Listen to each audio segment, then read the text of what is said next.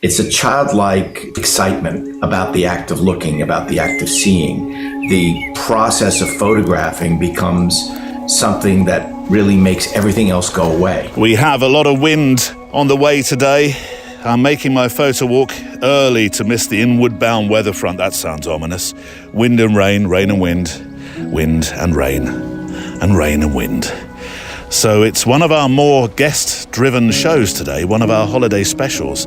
No mailbag today, as there's a long chat with the most incredible photographer called Stephen Wilkes. Now, I was aware of Stephen's work before I reached out to invite him onto the show because I was, reminded of him by two of our community, Lars Heggard and Mike Miller. And I only had to look at his work to instantly recognise and be reintroduced to his signature project that he's celebrated for, called Day and Night. Although the depth of his work is just far-reaching, incredible. He trained under the watchful eye of J. Maisel, where he learned the craft of photography, yes, but also the craft, and I'm just beginning to understand that it can be, the craft of the business of photography. So, yes, anybody who learns from somebody so roundly celebrated in the photographic world has got to be somebody by extension who has much to teach, particularly when they, and I mean Stephen Wilkes now, goes on to receive his own industry accolades internationally in the decades after going it alone. Now, you'll hear today just how much respect and fondness Stephen Wilkes has for Jay, and they are friends to this day. And actually, there's a film where Stephen filmed J. Maisel moving out and on from the famous New York building that he lived and worked in from 1966 to 2015. A building he bought for $102,000 in 1966, but sold for $55 million in 2014. A former 6-story bank, a shabby building, you might say from the outside, with all the riches of photography and art and collectibles on the inside that would, for many, certainly not lucky enough to have visited, effectively, I think, feel like being the first to explore the hidden treasures of a pyramid that hadn't been unsealed for thousands of years. It's that special as a place. Actually, I'll pop the trailer for that film on the show page, so you can see exactly what I'm getting excited about. But there's a line, and it's in the trailer actually, from Jay, that I think is I think it's a tad revelatory. You'll be familiar with the saying, you don't take pictures, you make pictures. Well, I was fascinated by Jay's own phrase that has got me rethinking the process of taking or making pictures. As I say, it's in the trailer, and I'm going to repeat it as the postscript to today's show later on. Oh, Neil, you tease. Well, I just thought it would make a great postscript to the show, the final words of the show today. Actually, we don't really feature the film today, which has given me the perfect opportunity. And Stephen did accept, Stephen, if you're listening at the moment, you did accept to come back on the show. And I think that's one of the things that we should really talk about. Your friendship with Jay. I know we touch on it today, but we'll talk more about the film. There's a second part of this conversation coming. But Stephen Wilkes, so much to share today. He was born in 1957 in New York. He opened his first New York studio in 1983. He has built a sizable body of work, which gained him notoriety as a photographer and wide recognition, actually, for his fine art, editorial and commercial work.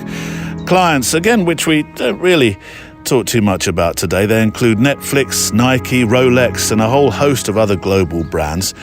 A list of awards that would keep us talking for a good while longer yet. He's no stranger to the pages of National Geo. His TED Talk, which I will link to on the show page today about Day to Night, is a fascinating insight into a major international project that found its feet in serendipitous fashion, as you will hear. And the story that he tells of photographing on Ellis Island today will, I'm sure, have you enthralled.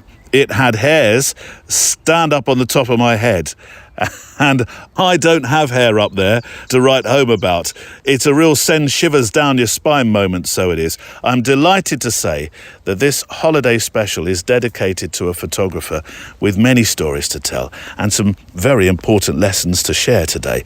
So let's walk our photo walk paths together, making pictures as we walk, listening to a master of photography who is Stephen Wilkes. Today on the Photo Walk. And I'll tell you what, Neil, there are sometimes you walk through something and there are moments when you see something, and I've had this happen several times, where what I'm witnessing with my eyes is so visually overwhelming and awe-inspiring that your mouth drops and you actually have difficulty moving forward just to hit the button. You know, I always say the greatest projects, when they come so deeply within that you can't think about doing anything else, all you want to do is get out there. That's what Ellis was for me. And I can suddenly feel someone staring at me. He goes, and they're not staring down at me, they're staring at me. There were moments sometimes where you just go, you know, what you're witnessing is almost biblical. Yeah. And this was one of those moments because I watched over the course of 36 hours, all of these various species all come into this watering hole as early morning sunrise, into the afternoon, into the night. They all shared in this water. That's Stephen Wilkes on this holiday special. And before I give you a flavour of today's mailbag, thank you to our extra milers and MPB who sponsor this show and keep it here week on week. mpb.com is a website where you can safely buy and sell and trade quality used photo and video gear online, and you become a part of the circular economy. Just think of the kit that you have that you're no longer using, that you think, hang on, why have I got this? I can actually use this to perhaps trade in against something that I'd much rather have. Right now, as camera bodies in particular are currently in high demand, MPB has increased the amount you can get paid for your camera. Here's how it all works. You just go online to mpb.com, you click the button at the top of the website that says Start Selling and Trading, and just follow the very easy instructions where you're prompted to enter the model name and click a box for the appropriate condition. From there, your kit is collected from your front door, whether you're in Europe or America or the UK, and then MPB pays you for your camera gear within days. And here's a bonus.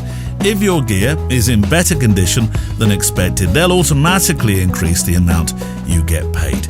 MPB's price commitment provides the right price up front, and they provide instant quotes that are guaranteed for 14 days. Plus, they never add horrible hidden fees. So make more money by avoiding seller fees when you sell to MPB with a price commitment that gives visual storytellers the right price up front for our kit. I'll have a link on the show page today, or simply remember 3 letters, MPB, then stick on .com at the end. So, Stephen Wilkes is my guest, though we do have, since it's the first Friday of the month, a new assignment, which is being set actually by Stephen. It was too good an opportunity to pass up on. I had to ask Stephen to set one, which you will hear today. A thought-provoking one as well, I think. Right, shall we walk? Checklist out. Coffee, check. Garibaldi's, check. Walking boots, check. And a sofa to hide behind, just when it gets to the story about Ellis Island's mysterious girl in the photo. Let's walk and listen to a feature-length interview with Stephen Wilkes. I suspect, Stephen, this will be a conversation as much, at times anyway, about humanity as it is about photography.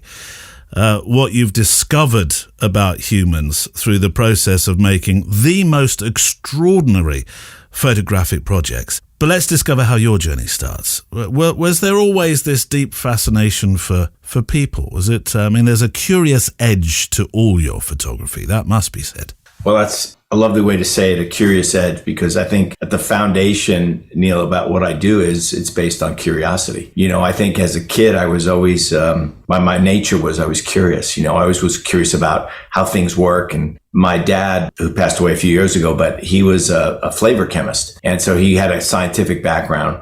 I think he thought in the beginning I was going to be a scientist. He was convinced I had a certain kind of mind that was really ideal for that place. Lo and behold, I started taking pictures when I was 12 years old with the hope of becoming a scientific photographer, believe it or not. My first photographs were actually taken through a microscope. Yeah. And so that curiosity led me in a way to sort of discover I think what has become the dominant part of my brain, which is my visual side. I think, as you start and when you begin to explore the world of photography, one of the things that touched me immediately was this idea that I started to realize that I saw things a certain way, and once you begin to embrace the act of looking and seeing, and it becomes your way of seeing and your way of looking, you recognize that sometimes people around you don't necessarily see what you see. That becomes sort of obvious in a way that there's a visual language that potentially you have access to and that you want to develop. And I think my earliest years, the formative moments for me came through the microscope, this idea of looking at a micro world, something I'd never seen really before that existed in front of me, but it wasn't visible. And I think the confluence of those two things sort of set me, visually on fire in a way. I just became obsessed by the act of looking. Wouldn't it be, it would be very apposite for you, that's for sure, for your business card to simply read Stephen Wilkes, curious. Yes, it would be. And I think, that I think curiosity is a childlike quality in many ways, and I think one of the things that's been interesting in my journey, and certainly meeting so many of my colleagues and my mentors along the way, is that something that we share in. It's a childlike excitement about the act of looking, about the act of seeing. The process of photographing becomes something that really makes everything else go away. Yeah. You're so happy in the act of photographing. It is such almost for me, a meditation in a way, that no matter what else is going on in the world, whatever troubles there are in one's life, those things seem to all just fade away when you are in the moment of photographing. And I think that that's been a great gift. And I always say to people that whether or not you're a photographer or it doesn't really matter. But I think the gift of looking at something and being in awe of the planet in a way, being able to see something that you have taken for granted or that you maybe never saw before, it is sort of an enlightening experience on so many different levels. And so many of us are so distracted today. We're so connected. And, if you don't respond to a text in 30 seconds, people get upset. We are losing the ability in many ways to daydream and to have those experiences. So that's one of the things that I think part of my work is about. And in a way, it's a hidden mission, which is I want you to spend time looking. Yeah. And so the more you look, the more you see. And when you do that, those allow me to tell you some stories that I'm really interested in sharing with you. One of those really important, pivotal moments in any photographer's life, I would imagine, is the discovery that you can dance with a light, if I can be slightly over-poetic. And for you, and it's a joy for me to find out, actually, that it was a wedding photographer, an events photographer, who became, if not your yardstick, but your initial mentor, and a particular... beautiful, actually, candlelit moment. Yes, that's so true. He was my first mentor, really.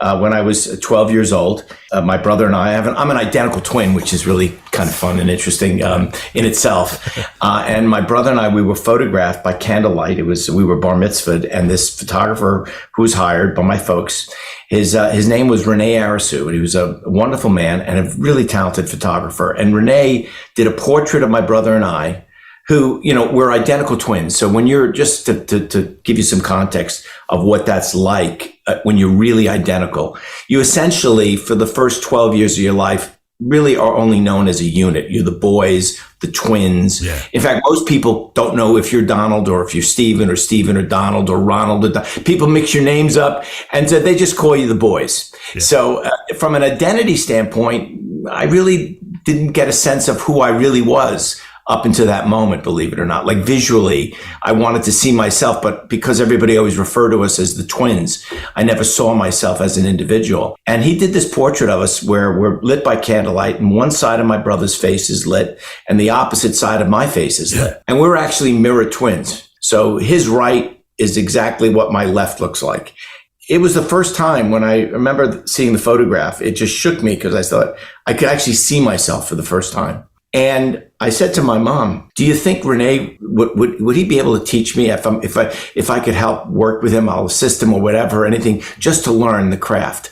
And my mother asked him, and he said, absolutely, Miss Wilkes. You drop him off every weekend and I'll pay him, $50 a weekend. And so that was like a lot of money. I think it was 1970. Gosh, it was in the early 70s. Yeah. And I learned, my craft through him. And he used to always say to me, Stephen, they only throw the rice once. And I get, because you know what? You got to be ready, man. You got to have the settings right. You got to know the film's loaded properly. It means being a professional. That had such a profound effect on me. And he taught me how to do the double exposure in the champagne glass. Like I knew everything. I knew where the albums were produced. It was really an amazing experience. And I'll share a little backstory of what happened almost 30 years later.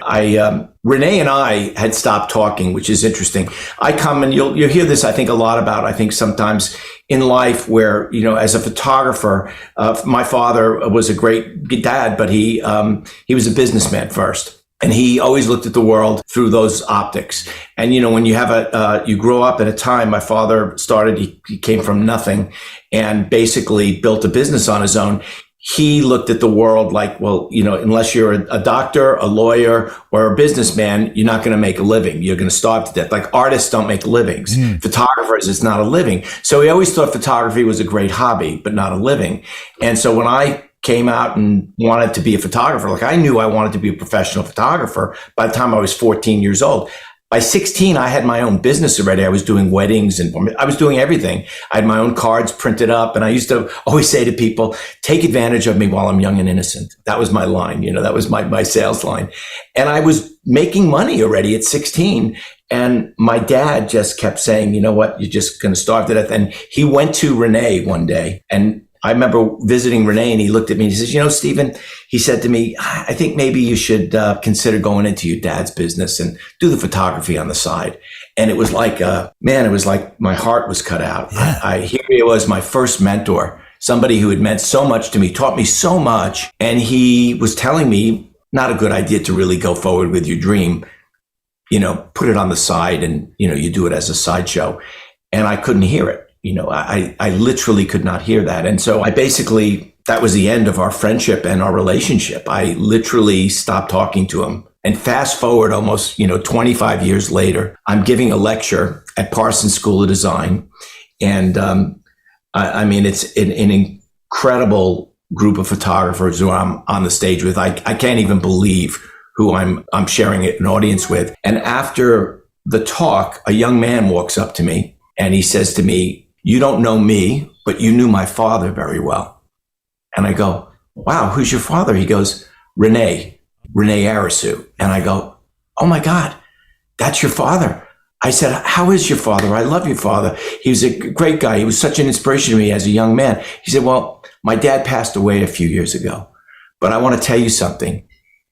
He followed your career his whole life, and he was so proud of what you've accomplished. Oh, my word. And I was just like, wow, what an incredible sort of reconnection. Yeah. And then he shared with me, his name is Paul Arisu, of course, and I don't know if you know Paul's work. He's a wonderful photographer. And he did his own thing also. He didn't go into a dad's wedding. He created a wonderful business, both commercially and doing his own art. So it was just this magical kind of moment. And I think it's like, I always say to the young photographers who come up, it's gotten much harder to do what we do today. There's so many greater challenges than when I started necessarily in the business, but there are also venues to show your work that we never had, right? When we started in the business, I was like, unless you got published, nobody saw your pictures. There wasn't Instagram, there wasn't, Facebook, there wasn't a way to share your work on a global level in an instant like there is now.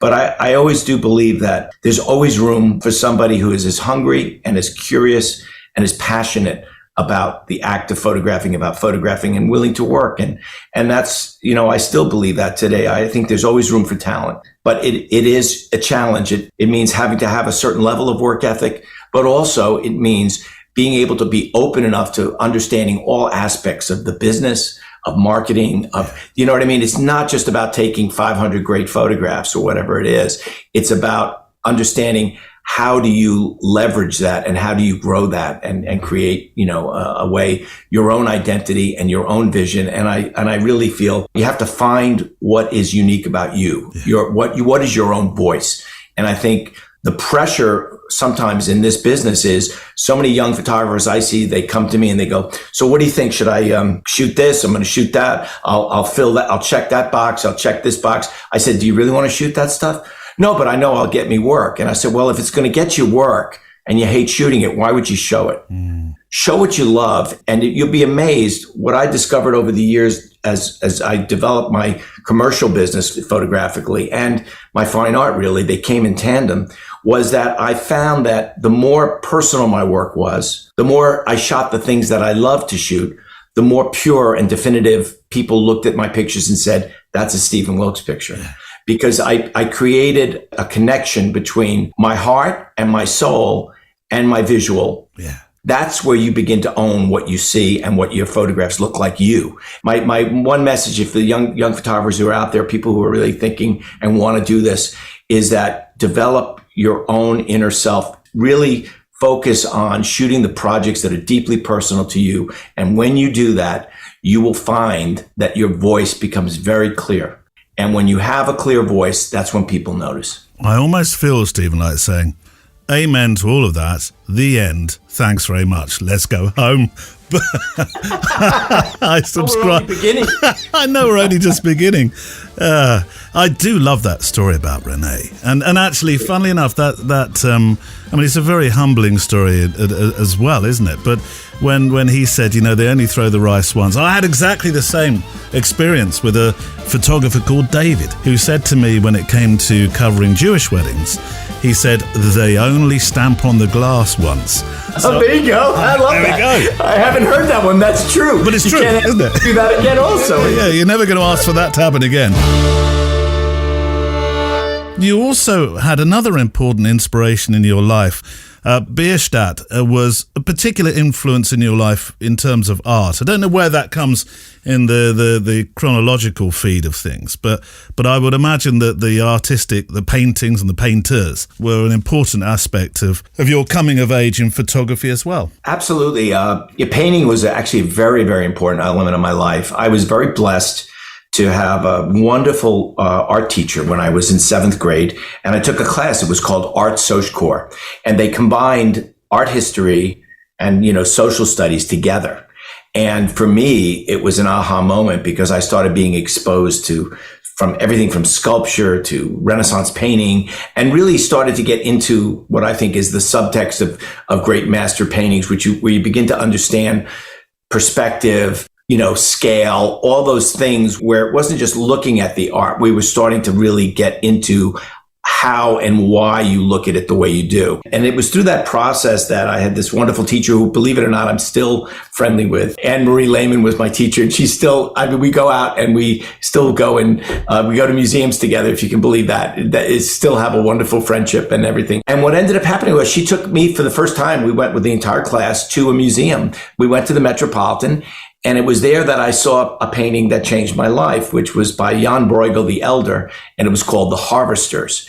And when I remember looking at this, it's a massive painting, very large scale-wise, and I remember standing in front of it. It was as if I was there in the field, but I could look into the painting, and it had a depth to it, and it had a narrative story that was going on. I could see workers walking through the hay, and you could almost feel the sweat on their brow. You could see people sleeping under a tree. You could see off into the distance children playing in an open field. It was as if there was this whole story that was going on in this epic landscape. And I never saw that before. I never saw a sense of humanity and storytelling in a landscape like that painting had. And it really was, when you look at it historically, it's a painting that did, in fact, change the history of landscape painting. And it was one of those things that burned into my mind at a very early age. Again, I was like, I was in 7th grade, and I never saw anything like it, and I never could get it out of my head. And I think one of the interesting things about how painting affects you, especially as a young person, is that it imprints on you a certain thing. Magritte, once, this is a kind of an interesting thing to share too, is that I remember my father gave me a poster when I was a kid, and it was Day to Night. It was a poster of Magritte's Lumiere series, and it was the lamppost on the street with the bright blue sky and the puffy clouds. And I never looked at it as Day to Night. I just looked at it as this really cool, surrealistic kind of thing. I actually had forgotten about this for years. And then when somebody wrote me an email and said, Stephen, were you ever inspired by the La Lumiere series by Magritte? And I was like, and he sent me a JPEG of the poster I lived with. And all of a sudden it was one of those like, wait a second, that was the poster in my room. And so, sometimes you don't even, I guess what I'm leading to is the idea of what you're really conscious of as influences and what you're subconsciously actually absorbing. And I think for me, it was a culmination of an appreciation for art. My twin was a great painter. My brother could, do he would work a year on a painting, that kind of thing. And hyper depot, super realism. I could never paint. I was a cartoonist. I would do drawing very quickly because I was very, very, I wasn't patient, believe it or not. I mean, people look at my work now, they think I'm the most patient human being there. Who else could sit for 36 hours in a bucket truck? You know what I mean? But the truth is, in my early years, I was searching for something. I didn't realize that the act of seeing could just be enough for me. You know what I mean? And that would lead me to becoming a photographer. I was trying to figure out how I could use my other skill set, which was to draw like my twin drew, but I couldn't draw like my brother. So it's a fascinating kind of, I think, bringing these worlds together in a way. The power of observation. For me, it was painting, getting introduced to those painters early on. And once I got into, once I started to look at people like Jan Bruegel and scale, I began, as I developed, I obviously studied many, many painters, Monet in particular. And, when you look at the Rouen series that he did of the church, and he did the hay bales over time from season to season from the same perspective, those are things that really influenced me. The concept of as an artist being able to record something changing over time is a very powerful and beautiful thing. And I think it really seeded in me in a very deep way. And then how all of that stuff, and further on, I got into Bierstadt, who you mentioned, who's one of my great heroes, and really the Hudson River School. And if you look at the Hudson River School, one of the things that drew me to them was the way they worked with light. So these guys would go out in the field, they would take a sketchbook, and they recorded light as it moved across a scene. And they would cherry pick the light, so they create a dimensionality in their painting. So when you look at a Hudson River School painting, you will see it actually has almost a three-dimensional quality, and it's about the way they used and saw light. And that is something that I have studied, and I figured out a way using the concept of time and time vectors, which is what I do with Day to Night. And I use light to create a three-dimensional effect in a two-dimensional still photograph. That is really the essence of what I do, and I use time as the vehicle to do that. So it's all of those things are certainly elements that contributed to I think the creative process in how I created Day to Night.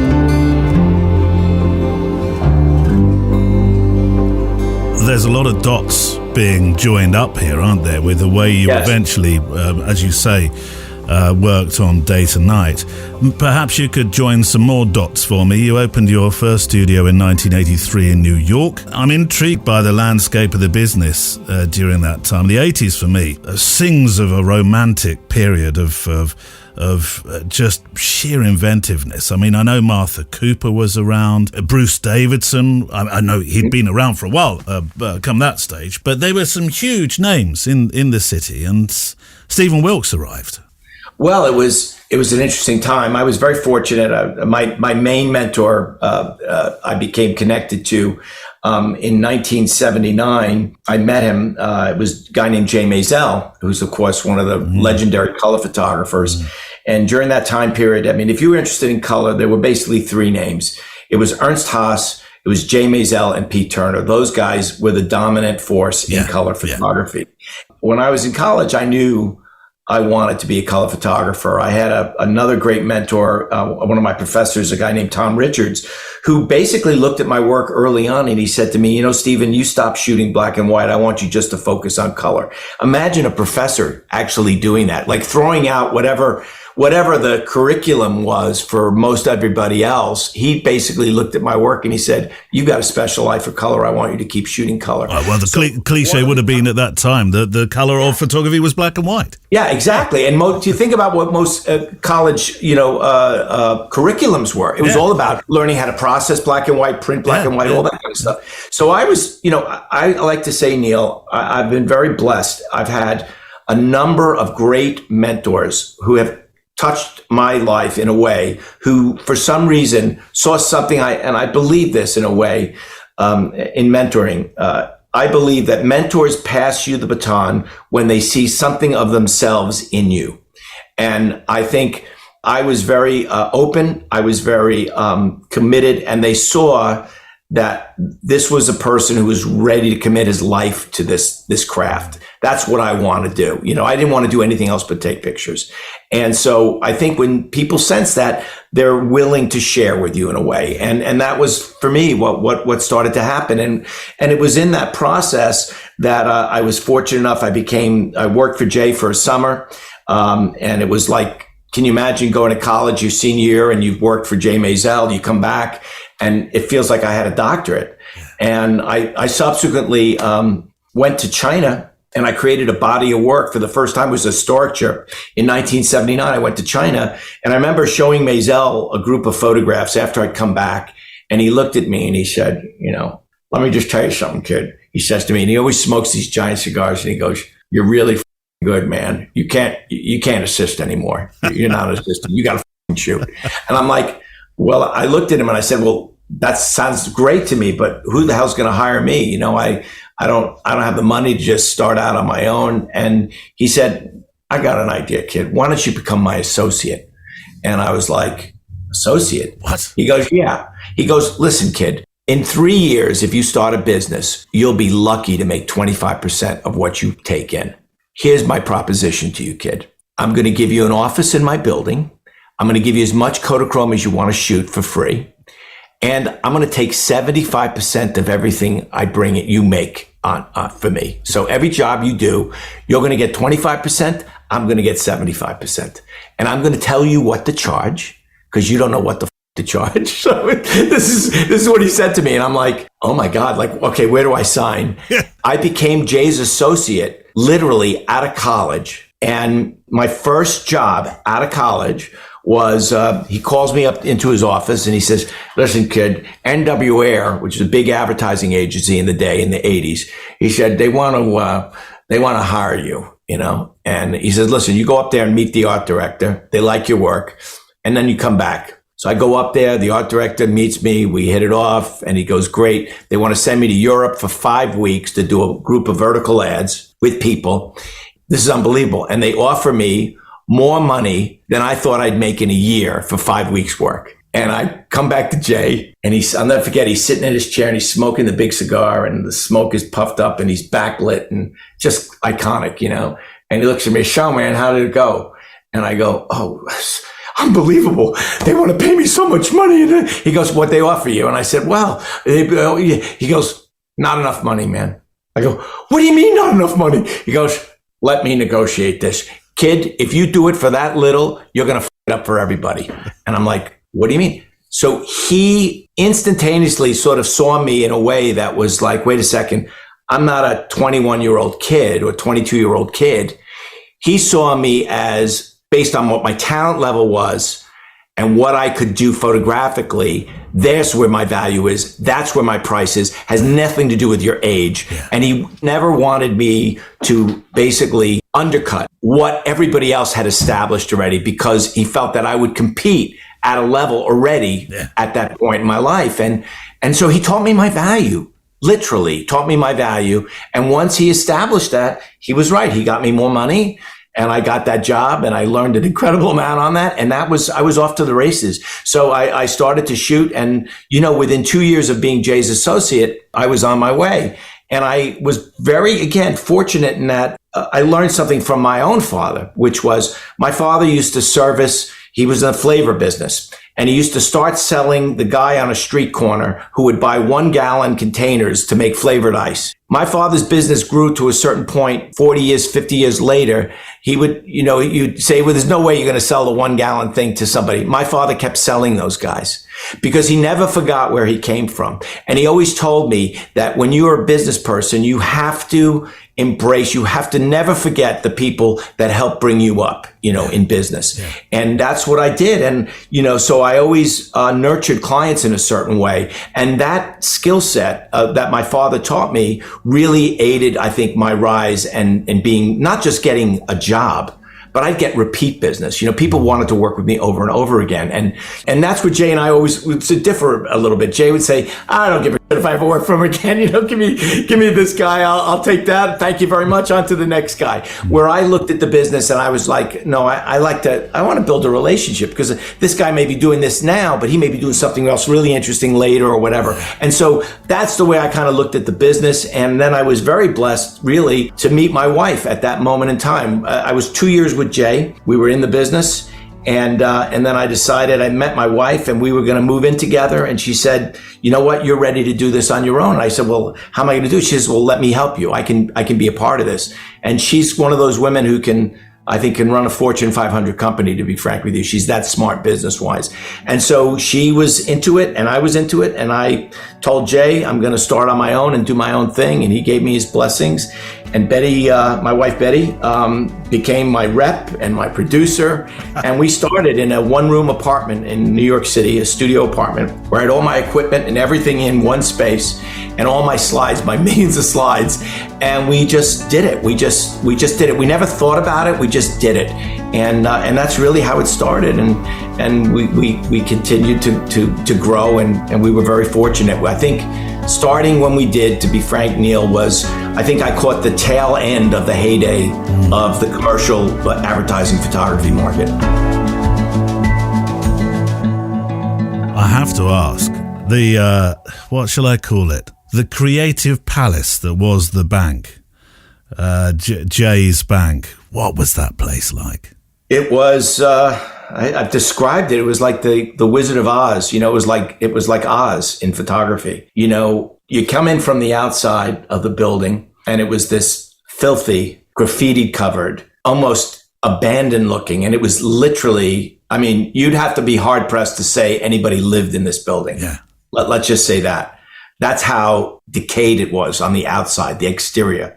Not in a physical sense, but it was what was covering everything. The graffiti, the poster, everything was left. In the late 70s and the early 80s, when I worked down there, it was like Skid Row, there were people sleeping on the steps, defecating, urine. You can't even believe the stuff that went on. But in the end, when you walked inside those two doors, he had these two doors that would open up like an elevator almost. He'd draw you into a vestibule, which was pitch black.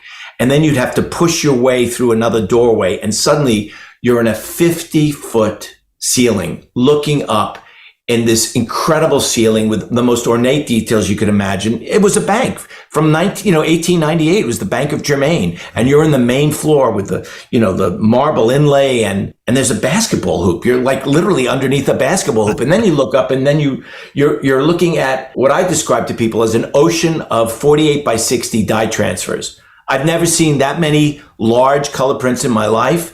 floating on box frames. It was like a completely other universe. From the outside of the bank to the inside was like another universe. And I felt like I was in nirvana as a photographer. I thought this was the ultimate, if anybody had ever told me you could achieve something like this being a photographer, I'd say you're dreaming, man. Nobody could have something like this. I mean, come on, a 35,000 square foot, 6-story building filled with everything imaginable, collective wise, anything that ever touched him in a way visually, he saved it. He just had the space to save it. And then he had all these photographs everywhere. It was transformative, to be honest. Your website bio revealed to me, again, I might add, because I've seen this before, but it just reminded me of a particular subject. It drew my breath. It's a piece from 1998. It was a one-day assignment on the south side of Ellis Island that became far more than just a one-day assignment. Oh, yes. Tell me about the abandoned medical wards and what drew you to them, and also perhaps the colour palette, because that's what I see, the colour palette, which they became for you. I think we, as photographers, there are moments in your life and when you're creating where you create a photograph or a series of pictures and they become benchmarks for everything you want to try to do and achieve in a way. And Ellis Island was a benchmark for me. I think it was, as you mentioned, it started on what was a one-day assignment. It was supposed to be a 1-hour assignment, believe it or not. I got a call from Bob Ciano. He was the art director at Life magazine, and Life had just closed, and Bob was doing a new project, and he was working at the time for Encyclopedia Britannica. And he called me out of the blue, and he said, "Stephen, I've got this crazy assignment. I thought of you because he knows I love texture and color and patina." He goes, "There's a thing called the South Side of Ellis Island." I'm like, "What's the South Side of Ellis Island?" He says, "It's another island off, connected to the main Great Hall of Ellis Island." I said, "What's there?" He says, "Well, it's an infectious disease hospital that's about to fall into the river. Are you open or interested to maybe going out and photographing it so we can get some pictures for it?" And I said, "Sure." And he goes, "Well, here's the information. They're saying you could only get out there for an hour." And I went out there. And I'll tell you what, Neil, there are sometimes you walk through something and there are moments when you see something, and I've had this happen several times, where what I'm witnessing with my eyes is so visually overwhelming and awe-inspiring that your mouth drops and you actually have difficulty moving forward just to hit the button, to pick up the camera, to focus the lens, because what you're seeing is so absolutely incredible. And I'll never forget when I opened a door and I went into the main corridor number 9 of Ellis Island. I had one of those moments where I saw this incredible scene. I happened to get out there in 1998. The place had been abandoned since 1953. So imagine, nobody'd been there essentially. And the weeds and the vines, everything was crawling through the windows. It was 50% the work of man and 50% the work of nature. It was literally perfectly balanced like that. And when you see something like that, it becomes, it's almost like experiencing a Mayan ruin for the first time. But here it was our history. It was everyone who'd ever come to America with an infectious disease, mind you, had to come through this particular area. Yeah. And so it has this enormous energy in it. What I describe to you is I'm not a ghost person, but I will tell you that there was a lot of unresolved energy that happened on the south side of the island. So what would happen is if you got off a boat, they had a group of doctors who were essentially diagnostically, these were the greatest, visual diagnosticians you've ever seen. These guys could look at your skin, look at your eyes, see the way you walk, and instantaneously knew what potentially you had disease-wise. And they would put an X on your back with a white chalk, and literally they would bring you into the hospital area, which is what I was photographing, the south side of Ellis Island. As you begin to understand the history, I didn't know any of that history. I was just asked to go out and look at this place. And the more I delved into the history, the more fascinated I became. And I remember as I was there for this 1-hour assignment, a guy came up to me and he was wearing a hazmat suit. So there I am in a New York, I have a t-shirt on, like a Yankee t-shirt. And I'm out there because it's a nice, summery day. And he's wearing a hazmat suit. And I'm going, what's wrong with this picture? Like, why is he wearing a hazmat suit? And I'm breathing the air here. And he takes off his helmet and he goes, what are you doing here? And I said, well, I'm taking some pictures for a client of mine. They wanted, documentation of this. He goes, really? He goes, well, I go, what are you doing? He says, well, I work for the New York Landmark Conservancy, and we're trying to stabilize this place as a living ruin.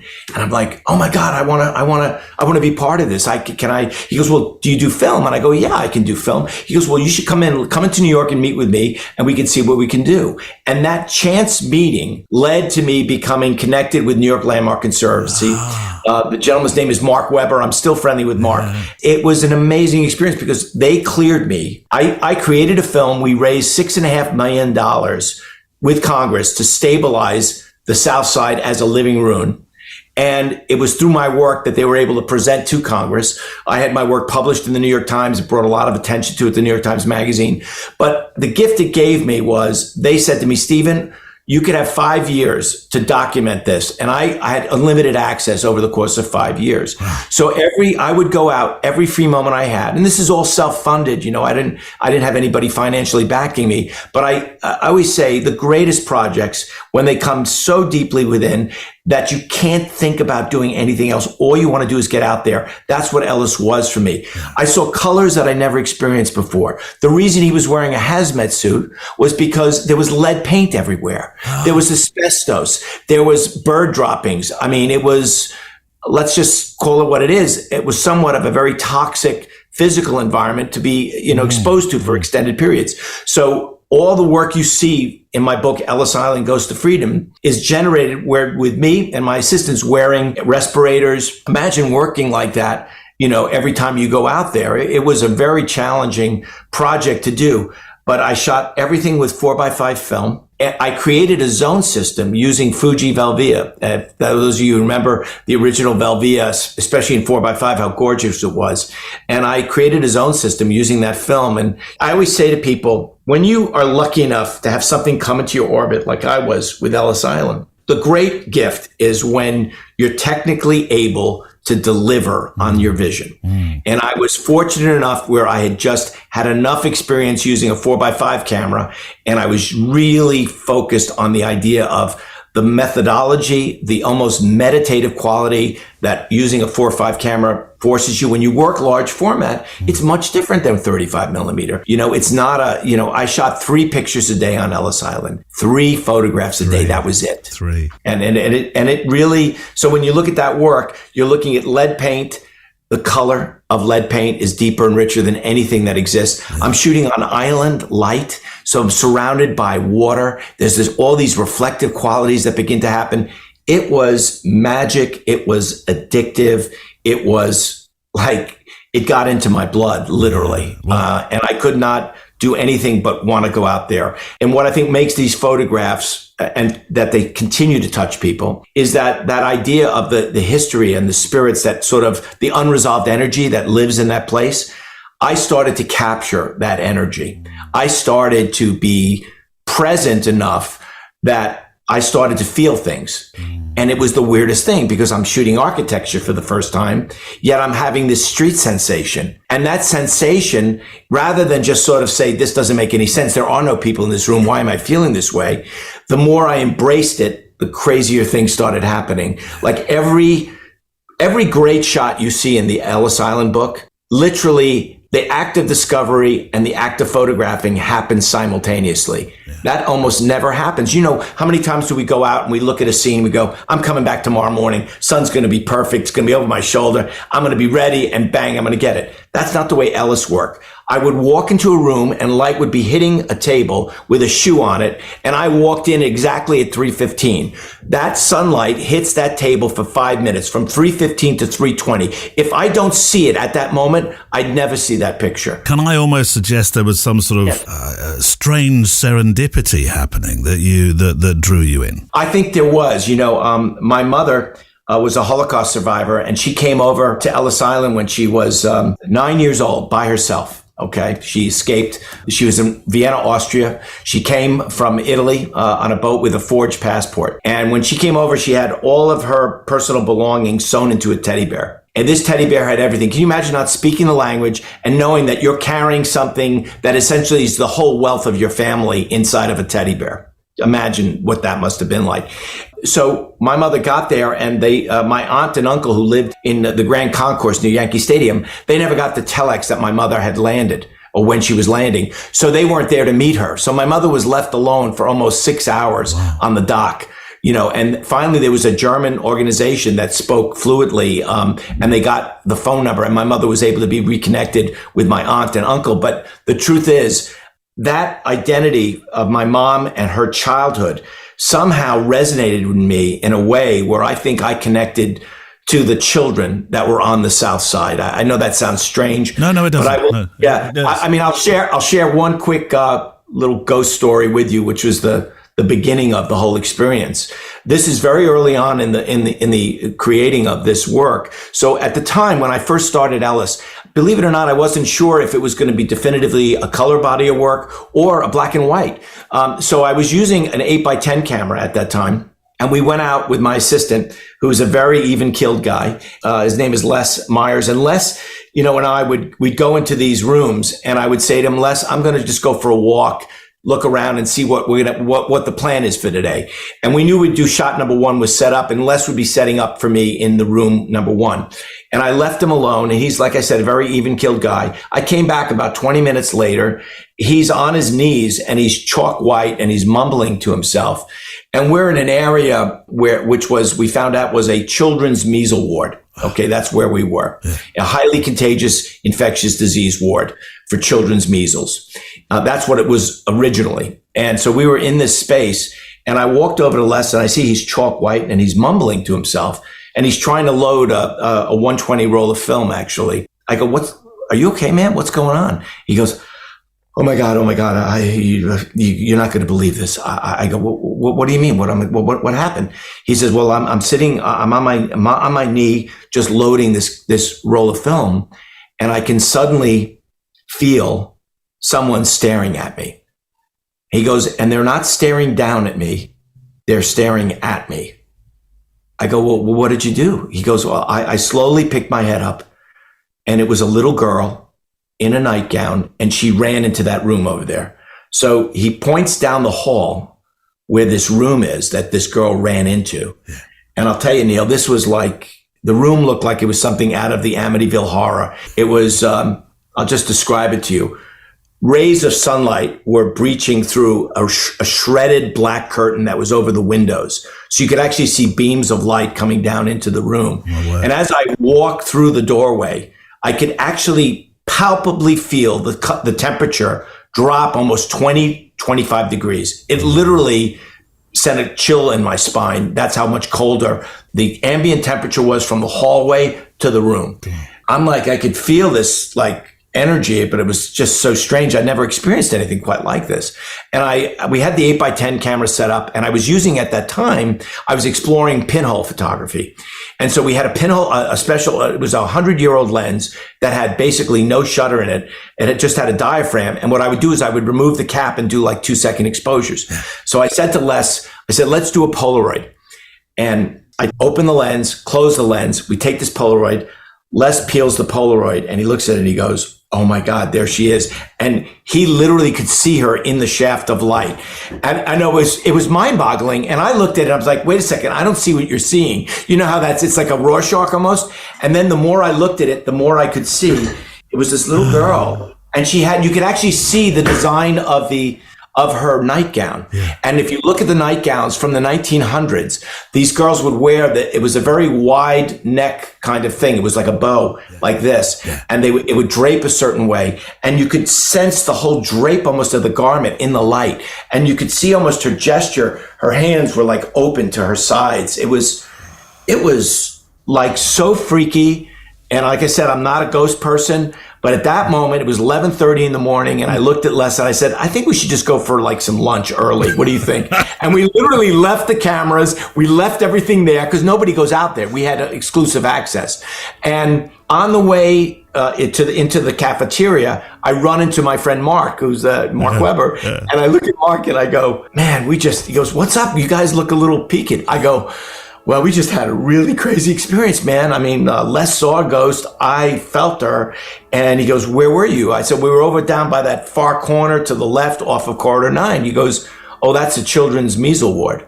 And I go, "Well, he saw a ghost." He goes, "Well, I didn't get a chance to tell you, but that's considered, that area actually has had a lot of sort of these types of experiences because it's considered what they call a spectral hot zone."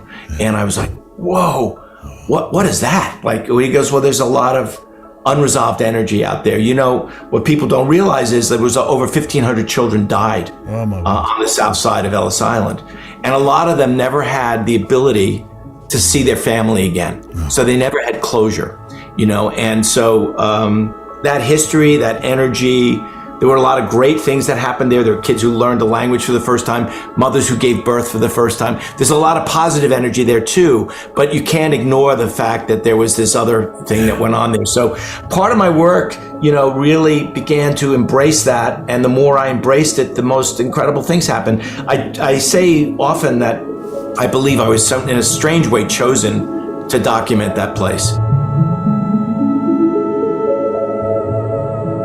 We'll continue our wider conversation about your work in a moment, Stephen, but can we break for just a few seconds to set an assignment? This year, we're setting one-word assignments that are designed to give those who take part some, if you'll forgive the pun, focus, to think a little more deeply about a picture that fits the challenge or the challenge word, and then go and make the picture.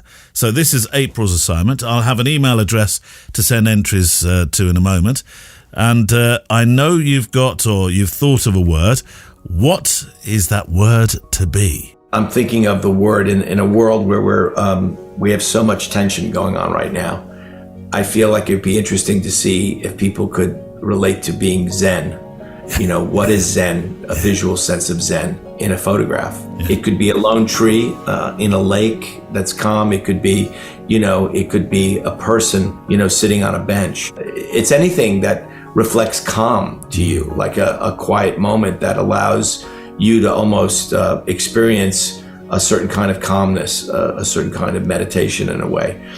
It could be, you know, I find myself when I look at rocks on the beach, it's very Zen, meditative almost. So it could be something that's very still. It could be something that maybe has emotion too. There's nothing that doesn't, or movement. It's just it's a feeling. I think that could be an interesting one for sure. There we go then. April's assignment for 2024, Zen. Send your entries to stories@photowalk.show, stories@photowalk.show. If you want to do a little write-up, that would be great. And if you can resize your pictures to 2,500 pixels wide, I'd really appreciate it. Otherwise, don't worry, just send in the high res. I'll do the heavy lifting. And good luck. I look forward to seeing what you come up with. The Photowalk assignment. I want to quote you, actually. This is going to be probably the longest question that you've ever faced, I think, in interviewing. Maybe not, I don't know. From a fascinating TED Talk called The Passing of Time, which I've watched a good few times now. And I will link to it on the show page so that others may enjoy being enveloped in the story with visuals playing alongside, because that's an important part of the experience, I think. But to the quote, photography can be described as the recording of a single moment frozen within a fraction of time. Each moment or photograph represents a tangible piece of our memories as time passes. And I would imagine I have many thousands of ears now probably nodding in unison with their heads saying, yep, that's what it's all about. But then you go on to ask, but what if you could go on to capture more than one moment in a photograph? This is my way of introducing your extraordinary day-to-night project. Well, thank you, Neil. I think one of the things that I've always embraced about the medium of photography is its innate ability to continue to evolve. You know, I think it is, you know, when you're a student of the history of the medium, like I am, and I've always been fascinated on what drove the creation of from Daguerre, you know, to the idea of Harold Egerton to develop stroboscopic photography. It was a way to see something we never could see before. And that to me is the essence of why photography evolves. And so as technology began to sort of really shift digital photography in the year 2003 suddenly became very real, very substantial. I remember Canon came out with a camera that suddenly was 21 megapixels. It was essentially a medium format camera in the body of a 35 millimeter. And when I saw the image quality and I began to understand what that led potentially to when Photoshop was invented, things like that, I realized that, wait a second, the medium is going through this hyperbolic change. This was one of those moments where I always connected it, to be frank, with when color photography was born. If you read when, the autochrome was invented, and if you see the way people describe the autochrome versus, traditional black and white photography, you could almost change the wording and it could be from digital to analog. And so I knew there was going to be, there was definitely going to be an uproar about this new medium, but I saw it as this unbelievable tool. And, I'd done Ellis Island. I was fortunate enough to come through photography. I had to master the analog craft. And I did master it. I think Ellis speaks to that kind of ability to where I took the time to develop certain techniques and get to a level where I could get something that really represented what was in my mind's eye, as the great Ansel Adams used to say.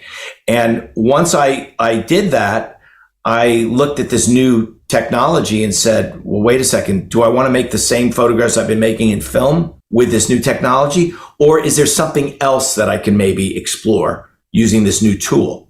And at the moment when this started happening, if you think back at 2003, people were saying it was the end of photography. There was a lot of conversation about video was the way of the future, that the world was going to all be based on video, that video is the way we dream, video, it's all in motion. Everything's going to be about motion, motion, motion. And I personally actually took some offense to it. I thought, wait a second, so people think this is the end of still photography? Is that what's happening? Because to me, like so many of the photographers out there listening, what you remember is a lot of times there could be a great film of an event happening, but the thing that burns in your memory is the still photograph. If you were lucky enough to see, and you were lucky enough to have a photographer there who actually captured that moment in a still frame, that's what is the one you stay with. That's the thing that lives in your memory, right? Yeah. And that's kind of where I looked at it, and I thought, wait a second, I felt like this strange sort of like, I'll show them, this is not the end of photography. This is just the beginning. This is going to be the most exciting moment in the history of the medium.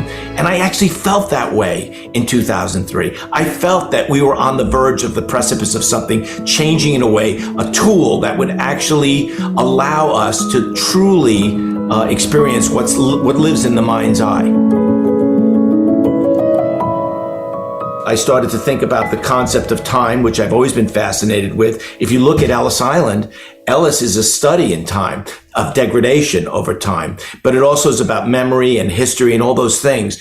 And I started to think about, well, what if I could actually change time in a single photograph? What if I could take a multitude of moments that happen as day turns into night and merge them into one single image? And it was really inspired by David Hockney early on. He was doing these photo collages. I got an assignment for Life magazine to photograph in 1996, to photograph Baz Luhrmann's film Romeo and Juliet. Yes, yeah. And Life had asked me, Stephen, we want you to do a photograph that pays homage to the great big pictures that were done in the 1940s, where they would get the cast and crew together all in one photograph, right? You'd have everybody involved in this film. Imagine, when you think about the Academy Awards that just went on, imagine if every, set dresser, every person who was involved in the film was all on the stage with everybody. Huge. Right. It'd be a huge group. That's what I had to photograph. Okay. Everybody who was involved in the film was in my picture.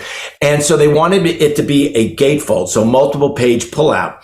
And I got to the set. It was in Mexico City. And I get there and the set is a square. Oh. And I'm like, how the heck am I going to make a panoramic out of a square? And I was looking at Hockney's work at that time. And I said, wait a second, I could do like 250 individual exposures and I could marry them together and I could take this square and open it into essentially a panoramic shape. So you have like a collage of pictures. A collage, yeah. Exactly. I did a photo collage Thank you for mentioning that, because that's important for the viewers to understand. It was a collage, and I did it by hand. I took 250 single images of everybody, so everybody had to hold very still. And in the center of the photograph, when you look at it, you see Claire Danes and Leonardo DiCaprio as Romeo and Juliet embracing each other. And then as I panned the camera, there was a huge mirror, about 25 feet tall. And in that mirror, you could see from my angle, they were reflecting in my mirror. Romeo and Juliet, Claire Danes and Leonardo were reflecting. At that one moment, for that one picture, I looked at them and I said, you know what? Everybody stay exactly as you are. No one move, please. Except Claire and Leonardo, I want you to kiss for this one exposure. And they kissed. And then I went back to my studio in New York City. 2 weeks I spent putting this image together by hand. And I have huge respect for Hockney, but I didn't know if I ever wanted to do this again. But as I finished the piece, I remember standing up over it and looking at it and going, wait a second, they're embracing and then they're kissing. Wow, I'm changing time in a photograph. Oh, yeah. That's really cool. Yeah. And that was the rumble of a storm. The wonderful thing about ideas is you can always keep them alive. Yeah. And I say this to people all the time, is that you if you have an idea and sometimes it's just not working, you're not feeling it, you're not sensing it, don't kill it. Don't necessarily give it a deathbed. Don't ignore it. Just put it away. Yeah. Write it down in a book. Refer to it at some point, because you never know, as technology changes, suddenly this crazy idea suddenly, because of a new doorway has been opened in terms of technology, that this idea can now live. And that's what happened. 16 years later, a thing called Photoshop was invented. And suddenly I could merge images seamlessly into one picture. And that's where the rumble became a lightning storm. And it literally all came together in one assignment. Yeah. And I got hired by New York Magazine. Jody Kwan, who was the photo editor, she still is, of New York Magazine, called me up. She goes, Stephen, I want you to do the definitive photograph of the High Line in New York City. So I knew the High Line quite well. And I went out and looked at it, and it's got this unique perspective on New York. You could stand on the High Line and actually recognize somebody on a street corner, and you could watch somebody making out in their apartment, on the buildings. It's kind of got this very surreal intimacy with the city. Yeah. And so I thought to myself, the only way to do the definitive photograph of the High Line is I have to capture that kind of intimacy. I want to show the High Line the way you see where you see from the High Line in a way. I want to document the High Line the same way. So I basically reversed it. I went on rooftops. I went on, balconies. Nothing I could see would give me that intimacy. So I said, I need a crane. And upon viewing it and setting up the shot, I scouted it at night and I scouted it at the day. And I remember being on the phone with the photo editor. I said, I got to tell you, I had this crazy idea. She goes, what are you talking about? I said, well, I got there at lunchtime, and it's amazing because, the High Line floats over 10th Avenue and you see people eating lunch with the traffic moving by, and that's really cool. But boy, at night, it's really kind of creepy. The whole energy changes. I said, what would happen if I did day, south to north to night in one photograph? And she goes, oh my God, could you do that? And I go, I don't know, I could try. And that's the moment that, like I said, the lightning really struck then, because then I actually figured out I had an idea. I had a concrete photograph that I was going to use it on.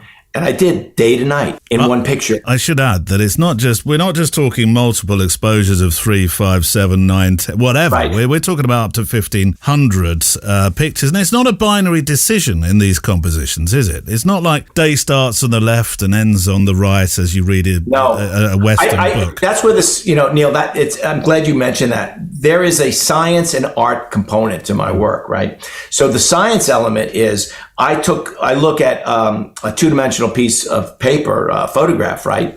And I say, okay, well, if I'm going to move time through this, how do I move time? And I thought about the vector of time. So there's either the x-axis, which is left to right. Yep. There's a y-axis, which is from the top to the bottom or the bottom to the top, or the z-axis, which is diagonal. On either side of my image. So I created 3 access points that essentially allow me to change time on a multitude of different vectors.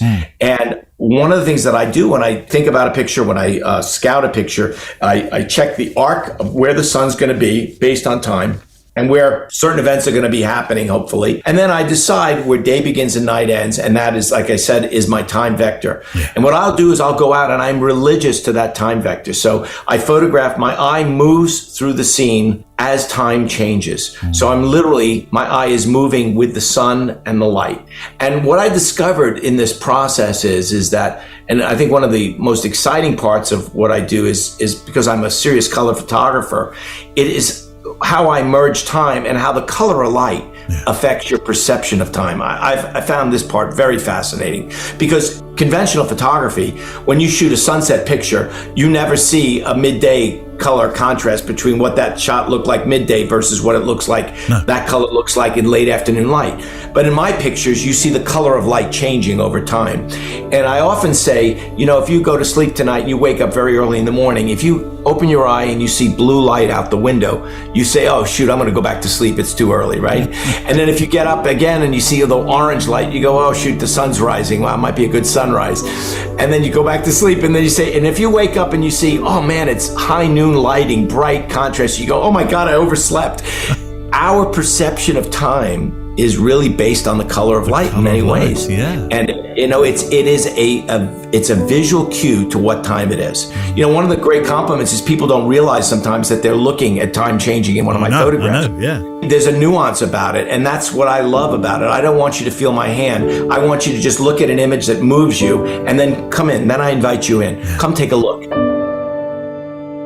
Don't you end up with so many overlapped, just pure magical moments that you find yourself in the cutting room, effectively? Moments that you think, oh, I have to discard this because that one looks so good. And it's based on time. Well, I ask this because you do call yourself a collector of moments, measured with the fact that you are fearful of missing an important one. So if you're making decisions in those pictures of what's in and what's out, you're going to be, I can't include that moment now because that's on the wrong side of the frame. They must be very difficult moments to, am I making sense here? Very difficult moments. Yeah, you are. No, you're 100% right. I've always said, wouldn't it be fun to do a whole series of my outtake day to night moments? Because I have so many great moments that never see the light of day because based on the time vector, they are outside the timeline. They didn't happen. They happened, but the way I decided to change time in the photograph doesn't allow me to use that moment,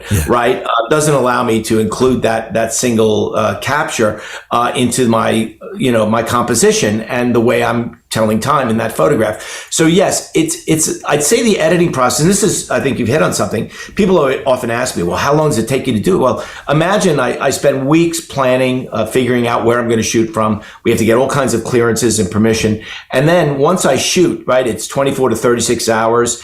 Then I come back and I edit for almost a month. It can take me a month to edit because there's so much micro detail. To your point, you capturing specific moments. Well, there are moments that I'm focusing on the way that woman is jumping in the air, let's say, but there was something else that happened to the left of her that I didn't see because my eye was focused on her jumping in the air. So I have to rediscover my work through the act of editing. And editing is everything. It really is. I think you can never put enough importance as a photographer on how you edit.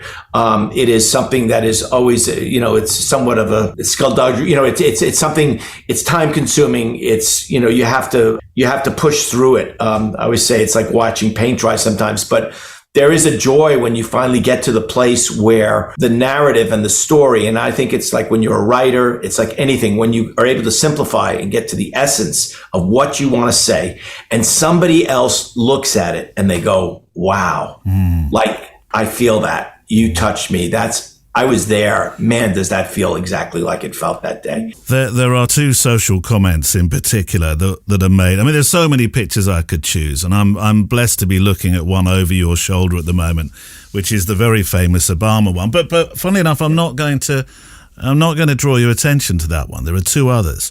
Okay. The composition you made at Sacre-Cœur, you watched over 15 hours of people not even look at Sacre-Cœur. They were more interested in using it as a backdrop. It is only when you said that I thought, yes, he's so right. And that's a detail that you've captured. And it is a social comment because you were fascinated by this as a people watcher. It kind of underlines how we've stopped enjoying the view, in simple terms. We've forgotten how to experience. And that picture, that one in particular, probably underlines that the best, doesn't it? Yes, I'm so happy you chose that one, because I think that was one that sometimes, you go into a photograph and, again, I was photographing Sacré-Cœur, and what I thought I'd be witnessing was this joyous, people coming, looking, taking pictures, doing that. And what I witnessed over the course of like the 16 hours I did this picture, and I believe I shot that in 2015. So it was really on the verge of selfie, and, it was the beginning of that whole movement, really.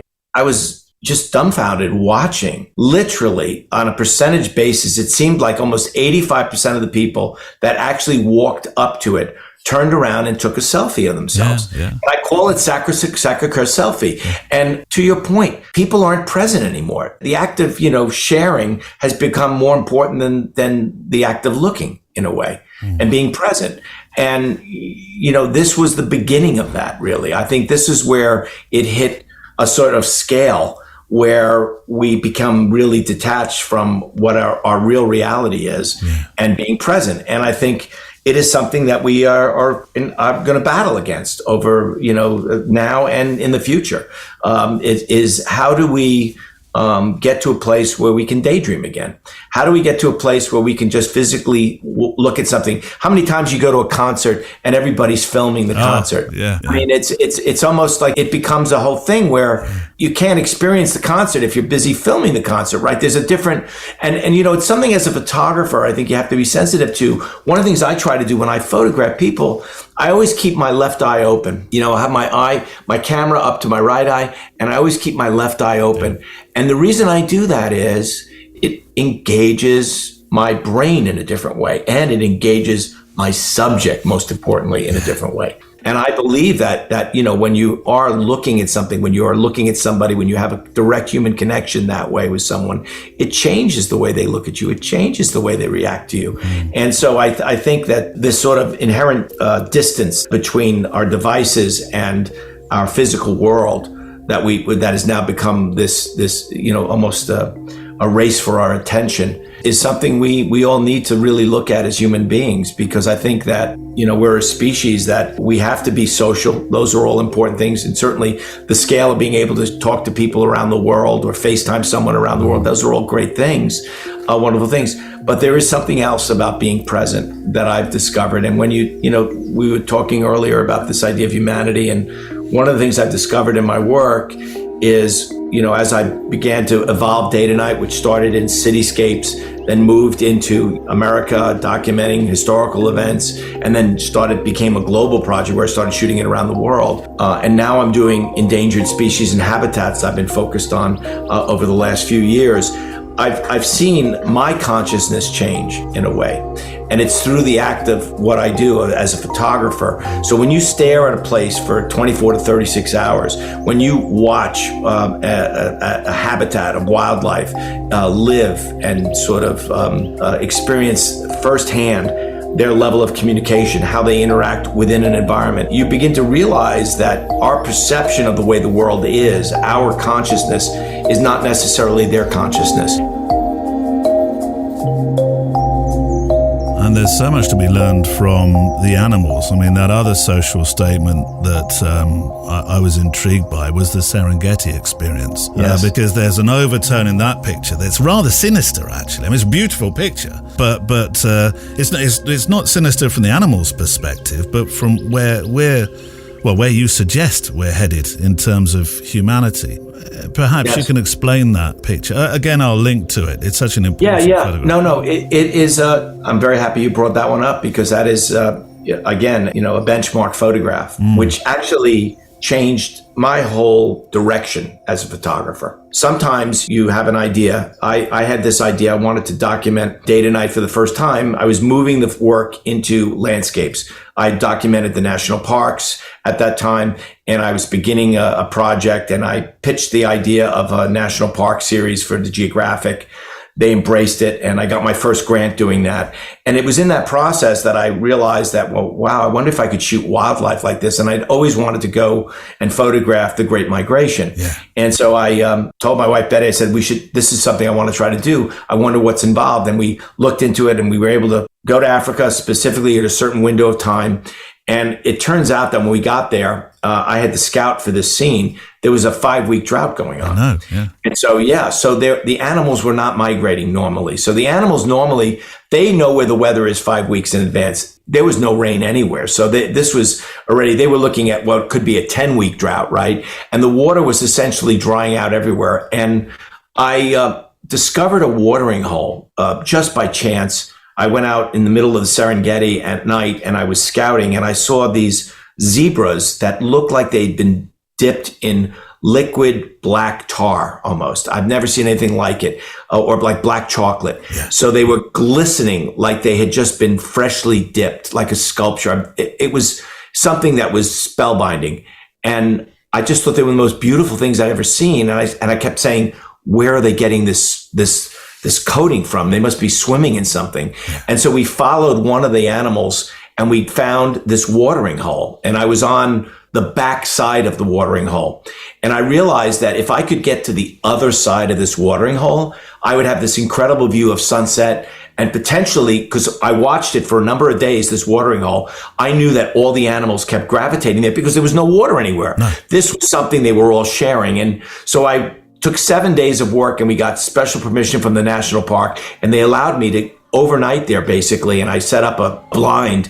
I was about 15 feet in the air in a crocodile blind. So it essentially had a 20 by 24 window in it, and was through that little porthole that I set up my camera. And I spent 36 hours, my assistant and I, in this little blind, and we were there for the long haul, and we never got out of it. And we just stood there and watched what happened. And there were moments sometimes where you just go, what you're witnessing is almost biblical. Yeah. And this was one of those moments, because I watched over the course of 36 hours all of these various species, some of them competitive species, all come into this watering hole as early morning sunrise, into the afternoon, into the night. They all shared in this water. Yeah. Nobody growled, nobody grunted, nobody attacked anybody in the water.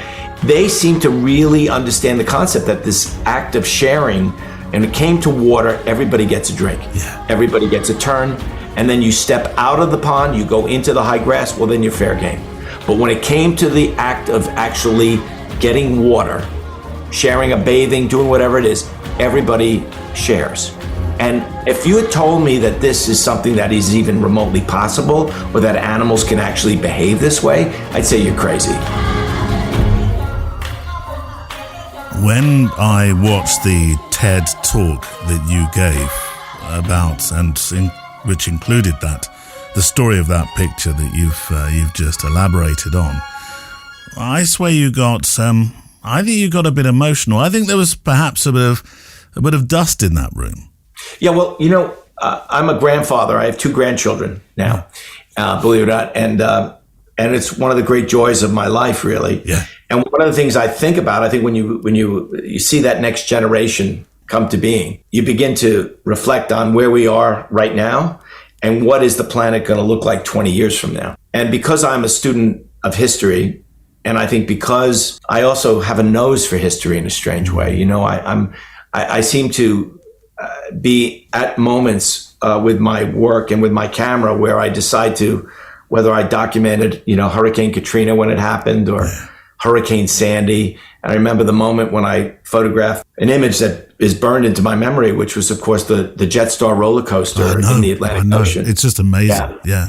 I mean, and I told people, Neil, after I made that photograph, when I came home, I said, this is a tipping point. Yeah. And I saw it because I flew along the eastern coast, and I saw the scale of what was literally a level 2 hurricane. And most people go, level 2, what's the big deal? It's not a level 4, it's not a 5. No, this was a level 2, but on a scale that we've never seen before. And because I got above it, I could see how broad it was. I could see that this was unlike any storm I'd ever seen before. And so when you were present enough and lucky enough to begin to sort of be in a place where you not only are documenting these changes, you're seeing them firsthand, your whole perception on how life is going to evolve over the next 10, 20 years is really informed in a way that most people just aren't exposed to. And so when my work, what I come away with is at this point is I start to really think about, we have a certain window to take our actions and change things, change our behaviors. It's, like watching, paint dry. It's so hard to get off of, fossil fuels. It's so hard to get the world to move in unison. We are caught up in trivial pursuits of things that are really not important, because to me, it's all about climate right now, because this is the thing that's going to impact our lives and generations as we move forward. And I always say that the earth is going to be here. We just may not be. The essence of what I'm witnessing and what I try to share is I try to affect you through the power of beauty, through the power of awe. So I want you to see the world the way I've been lucky enough to witness it, to see it. And it is through that act of looking that I hope you're open enough that I can enter through your eyes in a way. And if I can touch you through your eyes, then I think I can touch your heart. Well, I will leave a link to the particular picture that I saw on the one you're talking about with the roller coaster in the middle of the sea. You think, what is this? What sort of water world is this? And then you realize just how bad this water world could be. Yeah, well, it was, I'll tell you one little backstory on that image because I think it's worth sharing with the audience. It was a very much of a post-apocalyptic moment. I had photographed Katrina, like I mentioned. I had done this TV sand, and it was a TV, literally, that I found at low tide in the sand. And it was just this crazy image. And I did that photograph, and it had a similar feeling that it was post-apocalyptic. And then when I saw that helicopter, I was flying with an old friend of mine. His name is Al Cirillo. If you look at it, big movie pilot. And I know Al for years. And Al had to get a special thing to jumpstart his helicopter just to get me up in the air because everything was down, right? Yeah. Nobody had any access. There was no electricity. It was really a very challenging time right after that storm hit in terms of the tri-state area. Mm. And Al got me up in the air, and I said, Al, we got to fly all the way down New Jersey's shoreline. I want to see, there's a rumor that a roller coaster got dragged into the ocean. We just heard a rumor about it. And as we approached it, you could see it. I remember we banked around it, and I'll never forget it. The water was turquoise blue because so much sand had been dredged up from the storm. And it was the light was just this bright, sunny sun through a thin overcast. And it was just glowing. And it literally reminded me of the moment in the movie Planet of the Apes, when Charlton Heston is the original Planet of the Apes movie, when Charlton Heston is riding bareback on his horse and he's on a beach. Suddenly he senses something, and the camera opens, and you realize he's literally looking at the torch of the Statue of Liberty rising out of the ocean in front of him. Yeah. And that's what it was like. It was like this completely surreal apocalyptic moment that this could be what our world looks like, 10, 20 years from now. And I think that to me is when a photograph can speak in a certain way that, nothing else can. That was one of those moments. But I like to say that as much as I'd love to do the documentary work like that and make pictures that also make people think, I do feel that there is, in many ways, more power in an image that captivates you in a way from a beauty standpoint.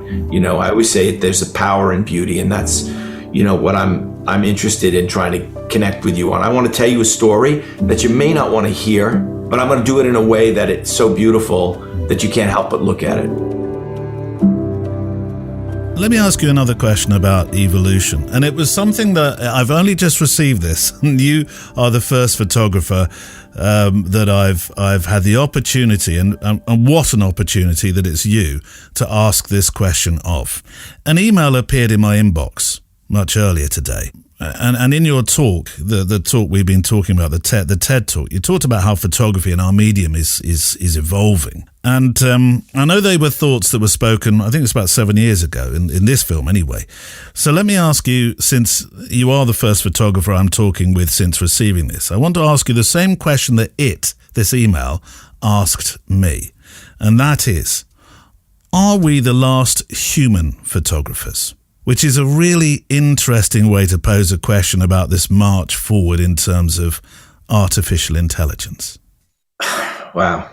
A week ago, if you'd asked me that question, I would probably say we're going to be it's going to be the law of diminishing returns, where you'll have a certain group that will continue it forward, and then if you read about film these days, there's the cost of running film and processing film has become so great because obviously can't do the volume they used to do.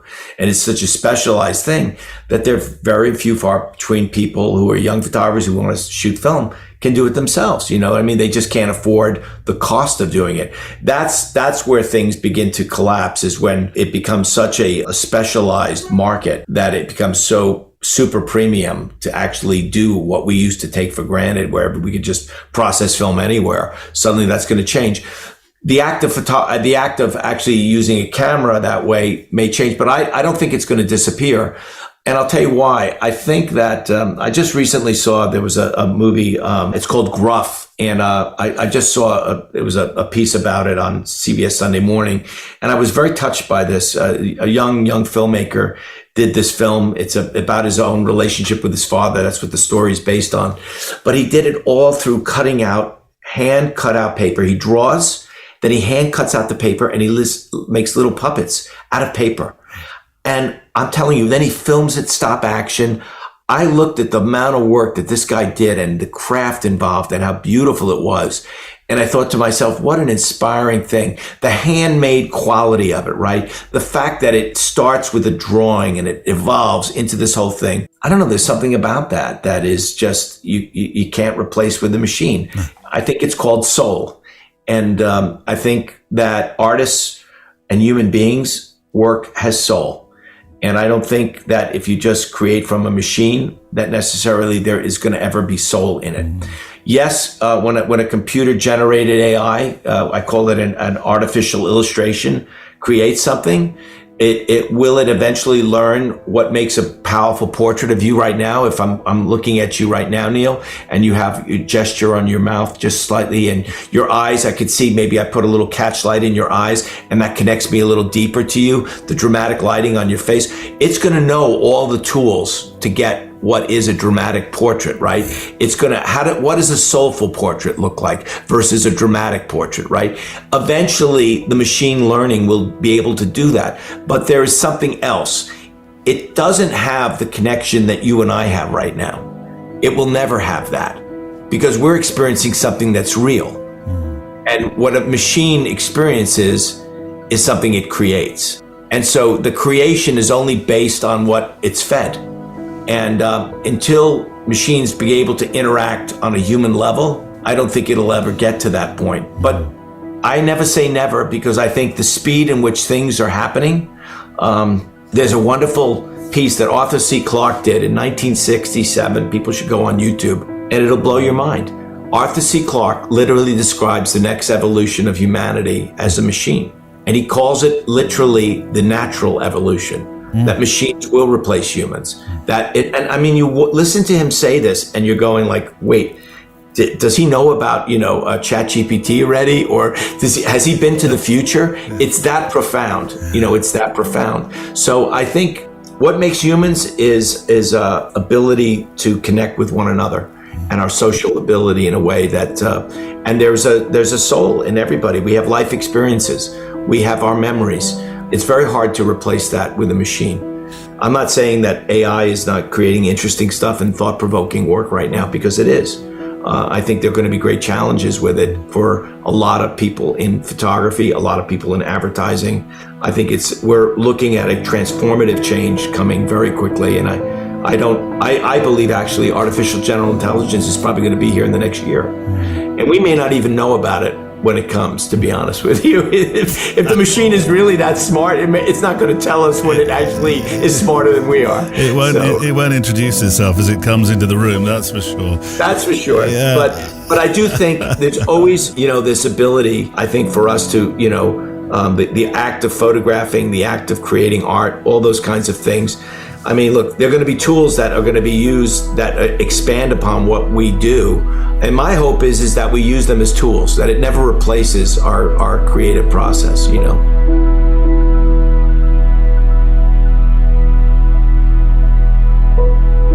Stephen, one thing we must talk about before we close is your book. No, you're not a stranger to books.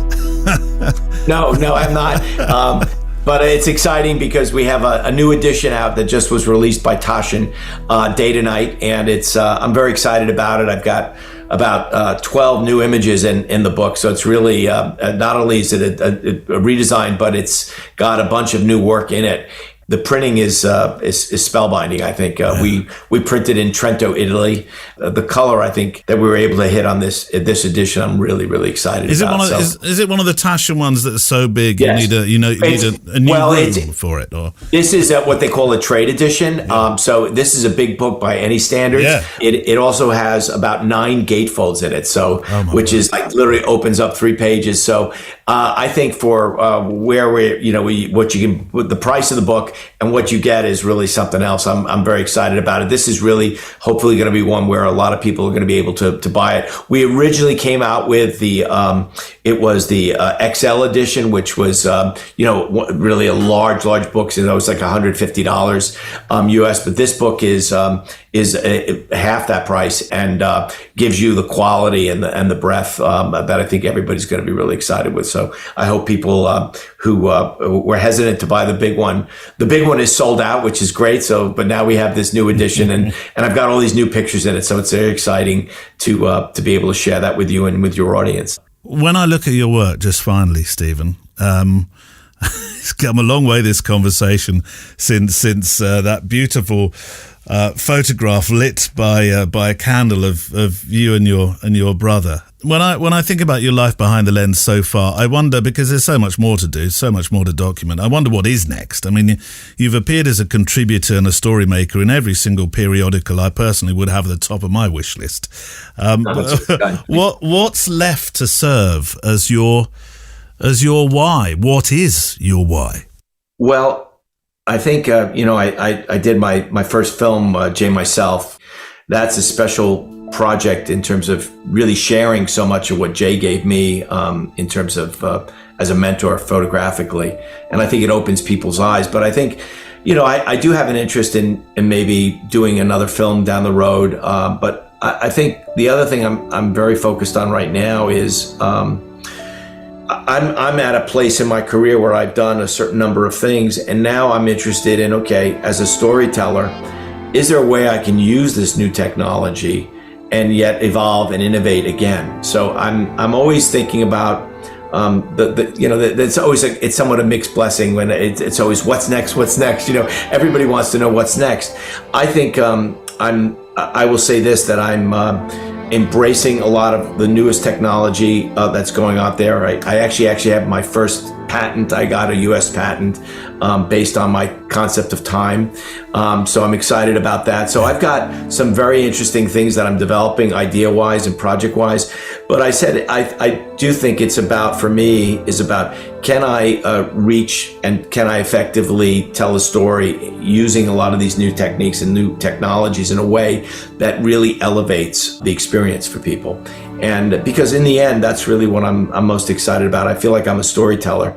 The greatest compliment I have is, as people who collect my work, is they come to me and they write me all the time. They goes, every morning I get up and I look at that picture and I see something else in that photograph. And that's the greatest compliment you could have, I've always said that time in equals, time out. So you're gonna, if you want people to spend time in your work, you gotta spend time making the picture. And I've discovered that Day to Night is one of those things that, nobody goes into one of my exhibitions and they don't just fly in and out of there in 5 minutes. You know what I mean? You have to stop and look, and you get drawn into the work. And that's part of what I'm trying to do. I'm trying to create photographs that actually make you want to be present in a way, that makes you want to stop and look. And that's what I'm hoping to do. And if I can keep doing that and keep expanding upon that, then I think, I'll be satiated.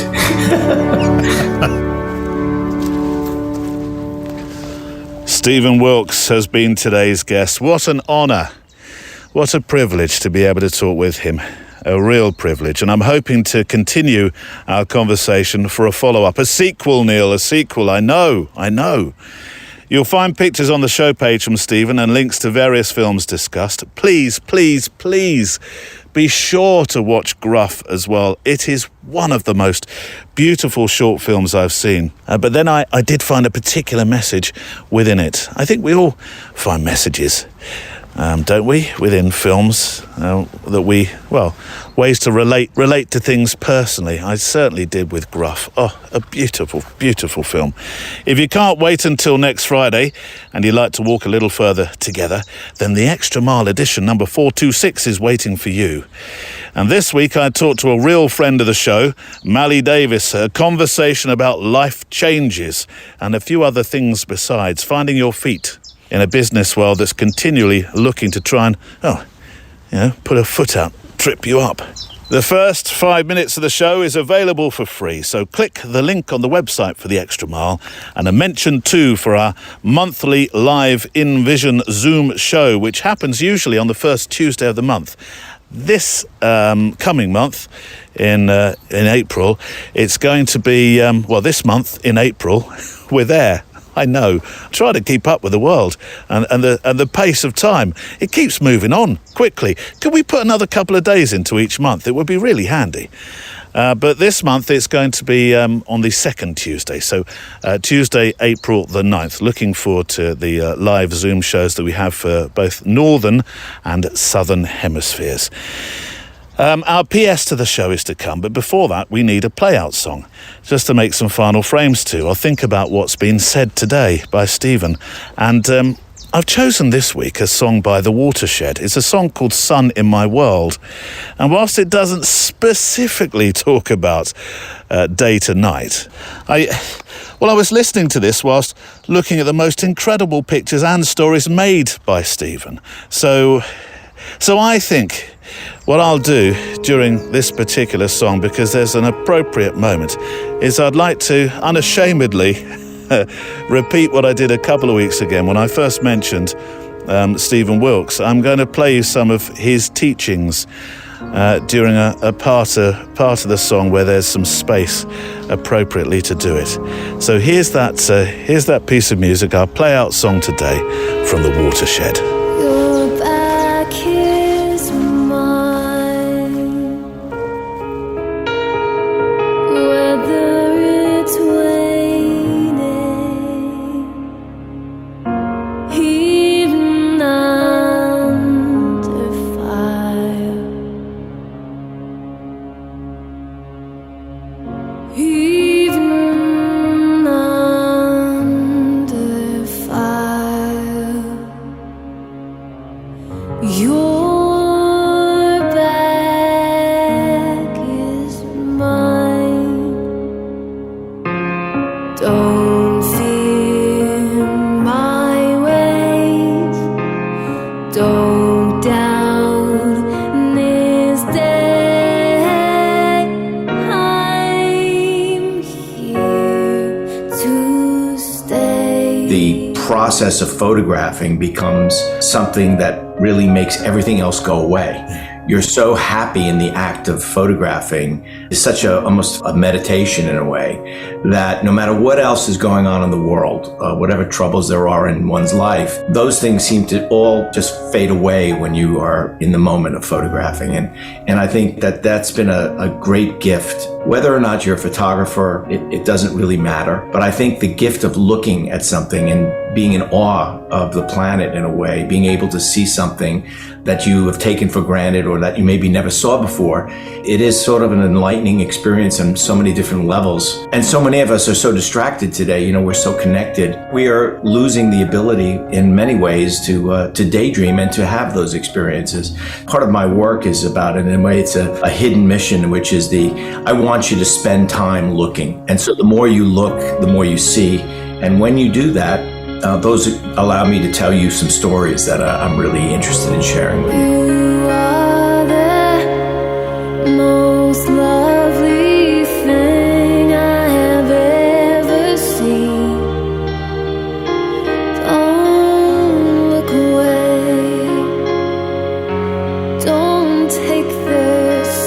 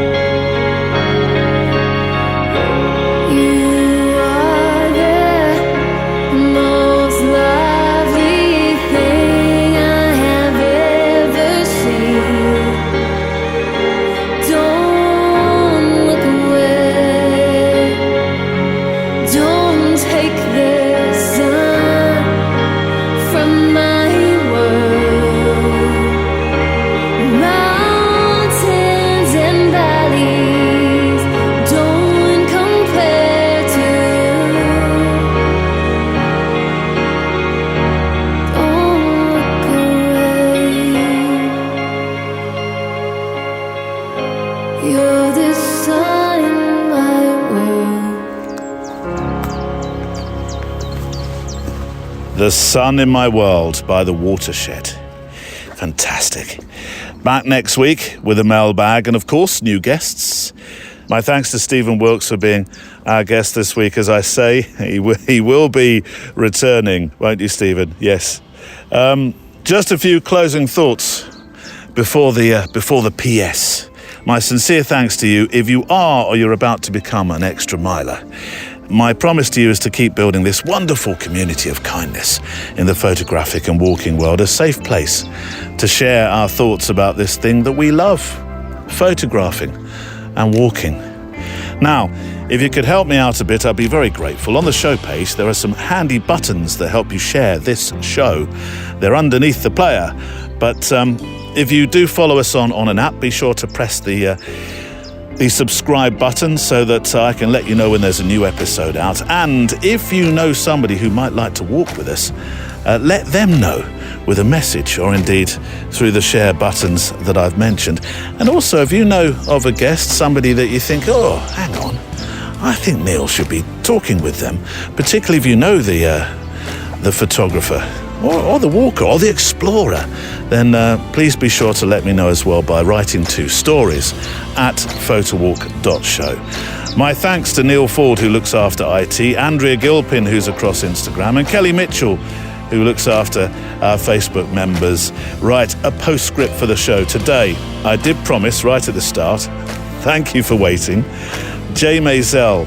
I said at the beginning of the programme, he had me rethinking a phrase I so often use, that taking, making pictures thing. Having been taught it by my own mentors, that we don't take pictures, we make pictures, yes. But this has got me thinking differently. And it's so good, it deserves to be the PS this week. From Jay Maisel, we do not take pictures. We are taken by pictures.